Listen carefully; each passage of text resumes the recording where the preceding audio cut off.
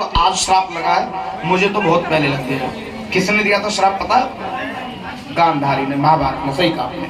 तो मेरी मैया कहने लगे काम कर, क्या सारे यादव को इकट्ठा करो। यादव को इकट्ठा करा गया और भगवान बोले एक काम करो, जो जा सकते हैं वो भाग जाओ यहाँ से, क्योंकि द्वारका डूबने वाली है। तो कुछ समझदार थे जो भाग गए थे प्रभु का कहना मानकर, और कुछ ऐसे भी थे जो घमंडी थे, जो रह गए थे।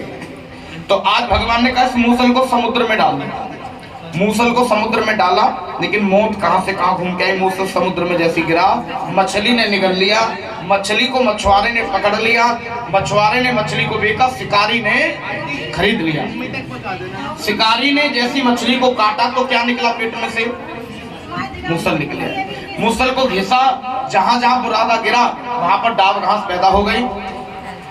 और डाब घास पैदा होते मेरी मैयाओं, प्रभु जी की सुंदर सी लीला। एक दिन यादव मदरा पी रहे थे, फूट पड़ी, आपस में लड़ाई हुई, तो तलवार वगैरह तो मिली। तलवार की जगह इन्होंने घास उखाड़ के एक दूसरे की गर्दन काट के एक दूसरे को मार दिया। तो इस तरीके से जो यादव रह गए थे उनका विनाश, जो भाग गए थे वही बचे आज तक। तो मेरी मैयाओं, प्रभु जी की सुंदर सी लीला। समय का क्या कहना है? आज कह लगे अब क्या करें। इन्होंने मूसल को घिसा तो उसमें से एक तीर बना लिया। शिकारी तो अपने काम की चीज ही बनाता, उसने अपने हिसाब का तीर बना लिया।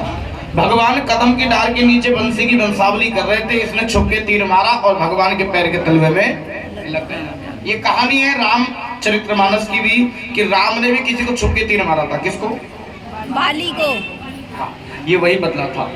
उसने यही कहा था कि मैं भी आपको छुप के मारूं, तो आज राम कृष्ण बन गए, बाली शिकारी बन गया।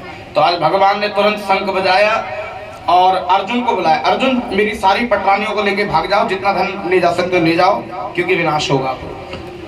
मेरी मैया सारा धन लेकर अर्जुन चल दिए, लेकिन समय समय की बात है, समय बड़ा बलवान, भीलन लूटी गोपियां वही अर्जुन वही बाण। आज अर्जुन को भी साधारण भीलों ने लूट लिया है। ये कथा ज्ञान देती है आपको कि ये वही अर्जुन है जो महाभारत में अच्छे को पछाड़ रहे थे, लेकिन आज भगवान साथ नहीं है। इसका मतलब समय ठीक नहीं है। कई बार समय अच्छा हो तो साहब थोड़े से पैसे से भी इंसान बहुत बड़ा पैसा बना देता है, और समय खराब हो तो कई बार बहुत सारा पैसे को भी जीरो पे ले आता है। शेयर मार्केट आप लोग नॉलेज होगी, बहुत लोग पैसा लगाते हैं, बहुत बड़ा ज्यादा बना लेते हैं, और कई बार क्या होता है सारा खत्म हो जाता है। तो मेरी मैयाओं, ये दुर्गति, ये भाव हुआ, आपने सुना। और आइए अब आगे की ओर बढ़ते हैं। दाऊद जी बोले मैं भी साथ चलता हूँ। बोले चलो, जाने की तैयारी है। तो उद्धव बोले कि प्रभु आप जा रहे, मेरा मन कैसे लगेगा? कहाँ मिलोगे? बोले कथा में, भागवत कथा में, गीता में, सत्संग में, मंदिर में, तीर्थ यात्रा में, और कथावाचक के रूप में। कहते हैं 7 दिन में अगर श्रद्धा से कथा सुनो तो जो कथावाचक होता है उसके रूप में, चाहे वो कोई भी कथावाचक हो, उसके रूप में एक दिन बिहारी जी के दर्शन उस भक्त को जरूर होते हैं, अगर श्रद्धा सच्ची हो तो। राजन कहने लगे, बड़े प्रसन्न हुए कि ठीक है मैं चलता हूँ। भगवान गौ लोक की ओर चले गए। कौन से लोग गए? जहाँ पे उनकी राधा रानी इंतजार कर रही थी। अच्छा, कुछ लोग कहते हैं कि भगवान नंद बाबा से मिलने द्वारे नहीं गए कभी। तो कहते हैं जब बैकुंठ जा रहे थे तो जाते समय एक बार सबसे मिलकर आए थे, राधा रानी से भी और सब लोगों से। तो राधा रानी बिछोड़ा सह नहीं पाई, राधा रानी के प्राण निकल गए। तो उनकी राधा रानी वही वेट उनका कर रही थी। 100 साल पूरे हो गए तो जो श्राप उनको लगा था, तो वापस अपनी प्रेमिका के पास चले गए, रुक्मणी को भी छोड़ गए। और कहते हैं कि राधा से शादी नहीं हुई थी। मेरी मैया बचपन में भंडीर वन के अंदर, आप सबको पता ही होगा, तो अपनी राधा के पास वापस कृष्ण चले गए, क्योंकि वो प्रेमी सिखाने आए थे।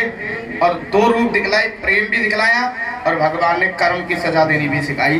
तो महाभारत में उन्होंने वो सिखाया कि कर्म ही प्रधान है, मानव को अच्छे कर्म करना चाहिए। और जब प्रभु ने बंसी बजाई तो प्रेम करना सिखाया, सबको अपना बनाया, सबके दिल में बसे।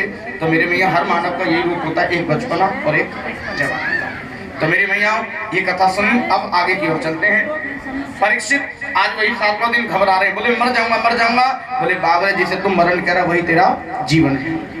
बोले कैसे? माया मरी न मर मरे, मर गए शरीर, आशा तृष्णा ना मिटी तो कह गए दास कबीर। राजन तू नहीं मर रहा है, तेरा शरीर मर रहा है। ये शरीर यही मिला था, यही छूट रहा है, फिर क्यों रोता है? बोले धन्य है प्रभु। आज पुष्पक विमान में बैठे परीक्षित और कहने लगे अपनी घरवाली से, ईरावती मेरे गुरु जी का टीका करना। 5 वस्त्र जो नेम बताया, 5 वस्त्र, सूखा गोला, सातिया काटकर उसके ऊपर दक्षिणा रखते हुए पगड़ी की रीति रिवाज करते हुए पुष्पहारों से मान सम्मान करते हुए गुरु जी को सुखदेव मुनि को विदा किया। तो आज सुखदेव मुनि जैसे विदा हो रहे हैं तो उन्होंने 2 शब्द बोले जो आपको गाने चाहिए हर कथावाचक के लिए कि हर की कथा सुनाने वाले, हरि गुण गान कराने वाले, कन्यादान कराने वाले, हमसे गौग्रास निकलवाने वाले, यज्ञ कराने वाले, भंडारे कराने वाले, दान पुण्य कराने वाले, उपदेश सुनाने वाले, हमको ज्ञान कराने वाले, हमको मुक्ति दिलाने वाले, तुमको लाखों प्रणाम, तुमको ऐसे ब्राह्मण को प्रणाम किया कि मैं दान पुण्य कर नहीं पाता, ये बहाना बन गया, कथा हो गई तो मेरे हाथों से चुन पुण्य हो गया, भंडारा भी हो गया, कथा भी हो गई, बीच बीच में कन्यादान भी कराया और महाराज ब्राह्मणों को भोजन कराने का सौभाग्य भी मिला। चाहे भोजन नहीं कराया, चाहे नाश्ता कराया, पर आपकी जेब से कुछ ना कुछ ब्राह्मण के पेट में गया, तो ये भी बहुत बड़ी बात है। तो आइए इस टाइम मैं निवेदन करूंगा, वो सुखदेव मुनि विदा हो रहे, इधर से शिवानंद जी विदा होंगे, गद्दी से ही विदाई होगी। तो सबसे पहले परीक्षित आ जाए, जो भी उनकी श्रद्धा